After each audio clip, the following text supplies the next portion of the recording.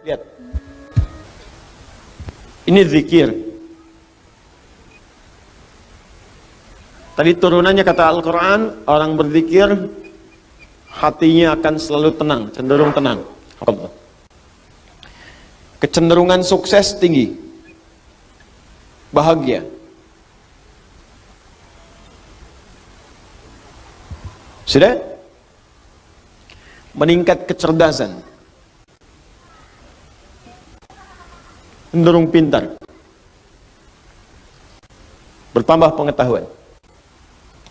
Bentuknya dua, bisa mengerjakan perintah, bisa meninggalkan larangan. Ini tinggalkan, ini kerjakan. Do it, live it. If'al, la taf'al. Kerjakan, tinggalkan. Ini saya turunkan tadi, ada salat, kan? Ada interaksi dengan Al-Quran, ada puasa, dan seterusnya.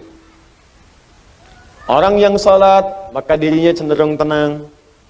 Orang yang salat cenderung sukses dalam hidupnya, bahagia. Makanya panggilan salat, panggilan kebahagiaan. Hayya 'alas shalah.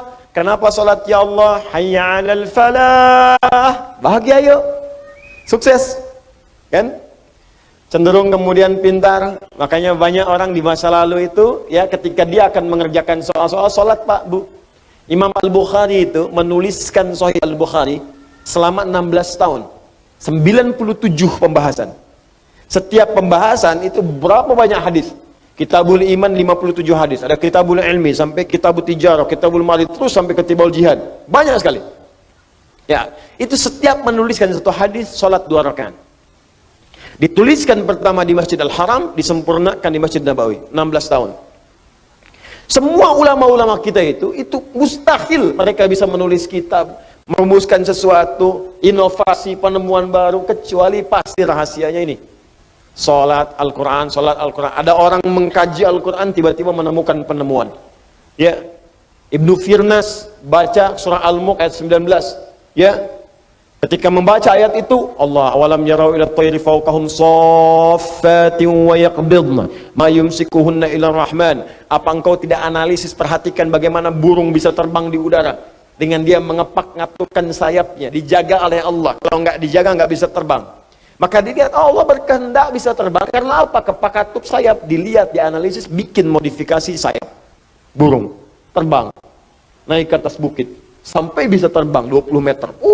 Ngelihat ke bawah, jatuh, meninggal. Nah, betul, ketika meninggal dan meninggalkan karya yang kelak itu jadi prototipe pesawat terbang di kemudian hari. Ya, ada lagi Jabir bin Hayyan baca Al-Hadid, Quran surah 57 ayat 25 sampai 26. Wa anzalnal hadid, kami turunkan besi dari langit. Besi bisa turun dari langit. Dilihat apa itu besi. Dicari besi. Sekarang terbukti meteor ada yang bahannya dari besi. Ya, turun dari langit. Waktu itu bingung, apa ini besi? Apa sih besi itu menarik? Dibawa ke labnya besi. Dianalisis, dikeluarkan sampai ke atom terkecil ya. Dianalisis sampai sumber-sumbernya. Sampai sekarang nomor atom besi itu terambil dari Al-Quran. Nomor atom besi, Fe verum, F besar, E kecil. Nomor atomnya 26. Ya, setiap atom itu punya isotop untuk menjaga stabilitas atom. Saya dulu belajar kimia. Ya.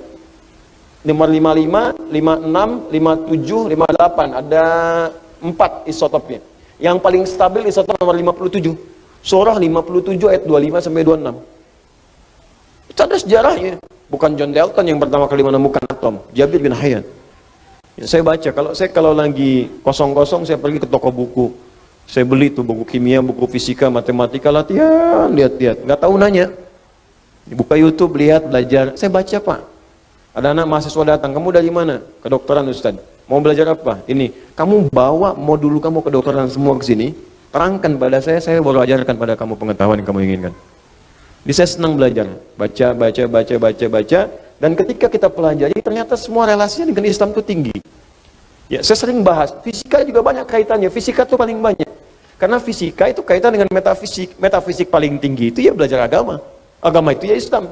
Makanya ketika orang belajar fisikanya benar, itu pendekatan ke Allahnya tinggi. Ya, dari bab pertama aja, bab gaya kan di fisika pertama kan. F1 sama dengan F2, gaya gerak sama dengan gaya dorong. Apa yang masuk itu yang keluar, yang masuknya kecil, mukul kecil, maka bunyinya kecil, mukul besar, bunyinya besar.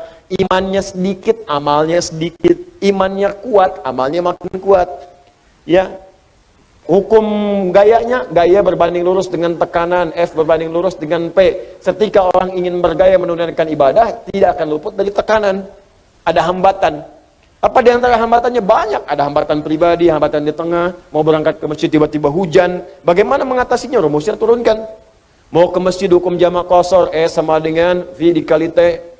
Jarak, ya, kecepatan dikalikan dengan waktu. Ya, mencari kecepatan S sama dengan S dibagi T, V sama dengan S dibagi T.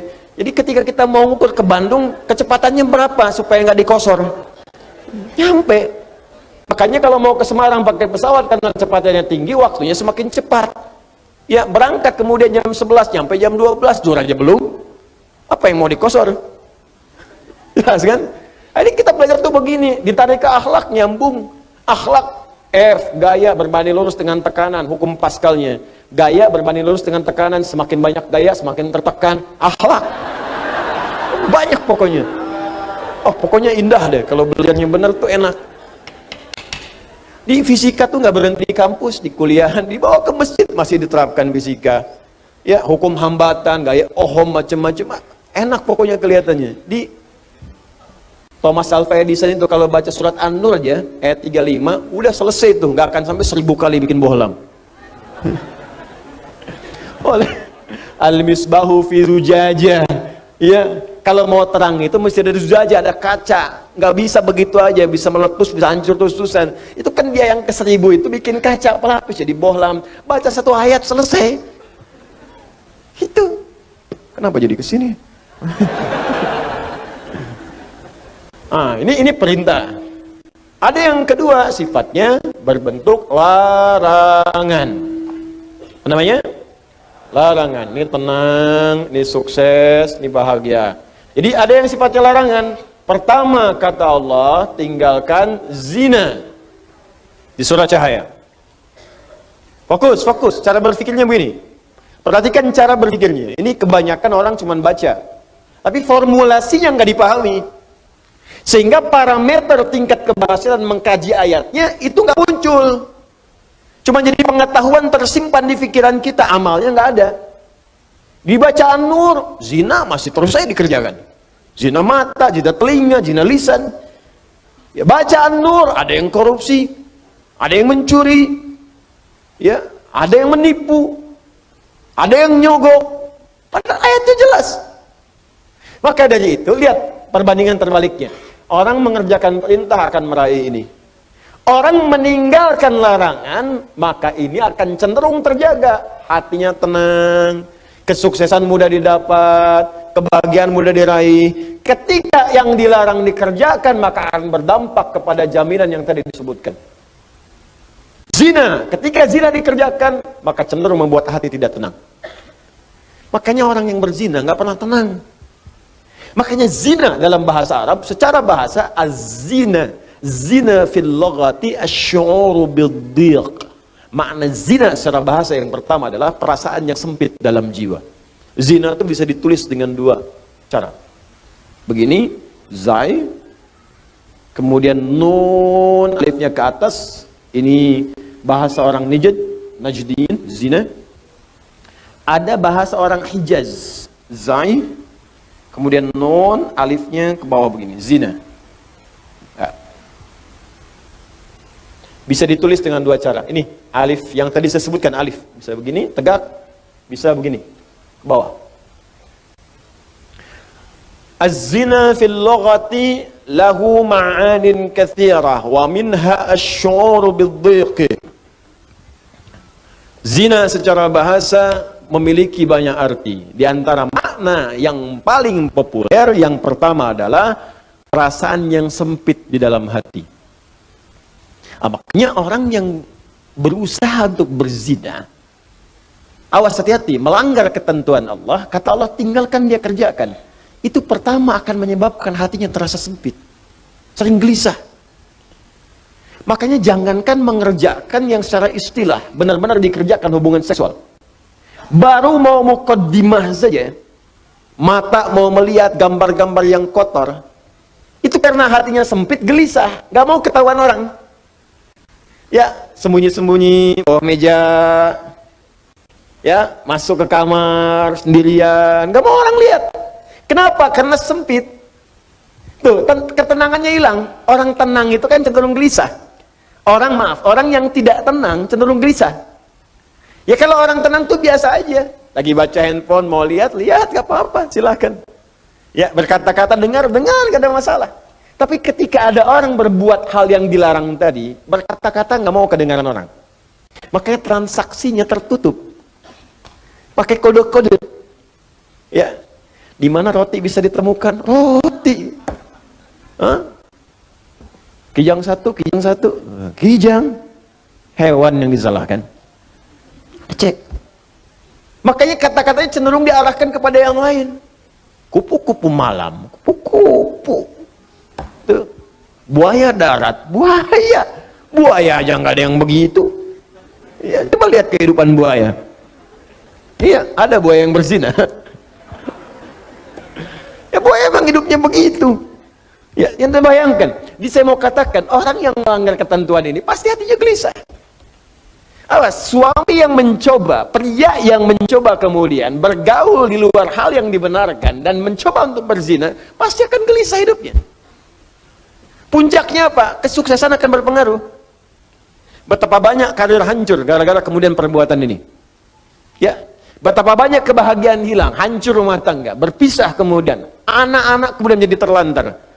Makanya mikir dulu, kalau ada orang sudah berumah tangga, ada anak, berpikir untuk berbuat yang ini, mikir anak-anak Anda, kasihan.